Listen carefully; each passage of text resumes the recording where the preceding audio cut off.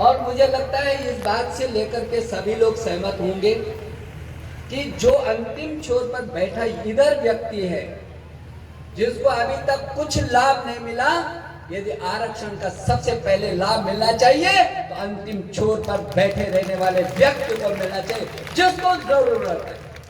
जिसको जरूरत है उसको मिलना चाहिए। और इस बात से सब लोग सहमत होंगे, विमुख कोई भी व्यक्ति नहीं हो सकता। इसीलिए जब उन्होंने इस किताब को लिखा होगा, जो हमारे कार्यक्रम के संचालक है मेहरचंद जी, हमारे बहुत ही सामान्य, हमारे बहुत ही प्रिय लोगों में है, तो उन्होंने कहा कि अपने महाराज जी ने भी इस किताब को लिखने की ऐसी सहमति दी। बहुत अच्छा है, ये जरूरत है, इस बात की भी जागरूकता की भी जरूरत है कि जिसको एक बार लाभ मिल जाए उसको लाभ मिलता चला जाए, और जो अंतिम छोर पर बैठा वो बैठा ही रह जाए, ये न्याय नहीं है। बाबा साहब ने इस बात को इनकार किया है। उन्होंने शुरू से कहा है कि अंतिम छोर पर बैठे रहने वाले व्यक्ति को सबसे पहले लाभ मिलना चाहिए, उसको विकास की मुख्य धारा में आना चाहिए, उसको शिक्षा के क्षेत्र में हो, रोजगार के क्षेत्र में हो, विभिन्न क्षेत्रों में उसकी सहभागिता होनी चाहिए। चाहे वो जनप्रतिनिधित्व का क्षेत्र हो, चाहे वो प्रशासन का क्षेत्र हो, और चाहे सामाजिक क्षेत्र हो, भिन्न भिन्न क्षेत्रों में उसकी सहभागिता बहुत जरूरी है। और हम लोग जानते हैं इस बात को कि बाबा साहब से पहले जो हमारे संत शिरोमणि रविदास जी ने यही तो कहा है, अभी सतपाल जी एक दोहा बोलते हुए आ रहे थे। क्या दोहा बोलते हुए आ रहे थे? जात पात पूछे नहीं कोई, हरि का भजे सो हरि का होई। हम सब लोग एकजुट हैं। ये देश पूरे विश्व में विश्व बंधुत्व का नारा दिया, और जिसमें ताकत होती है वही पूरी दुनिया को अपना परिवार मान सकता है।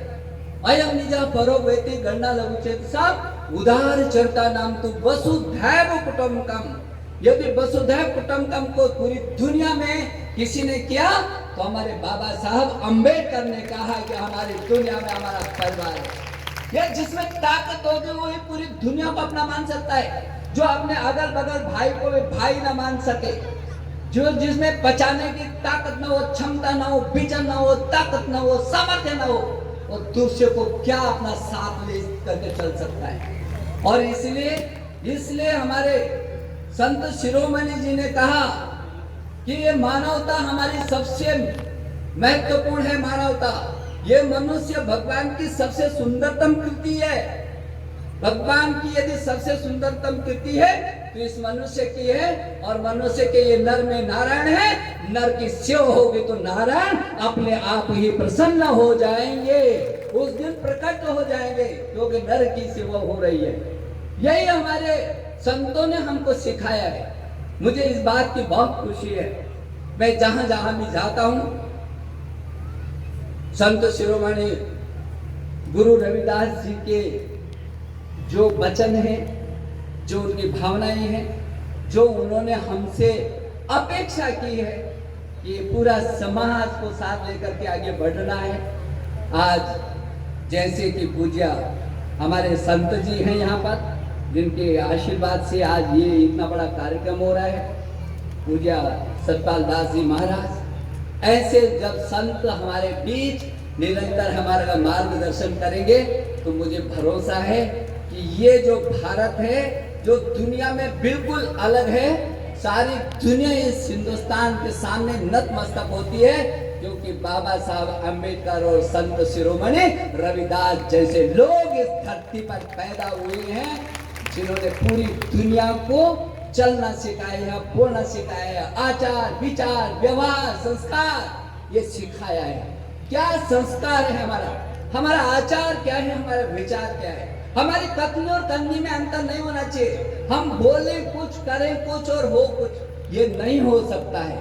और इसलिए हम बार बार अपने महापुरुषों का स्मरण इसीलिए करते हैं कि उनके बताए वचनों पर हम कैसे करके सामर्थ्य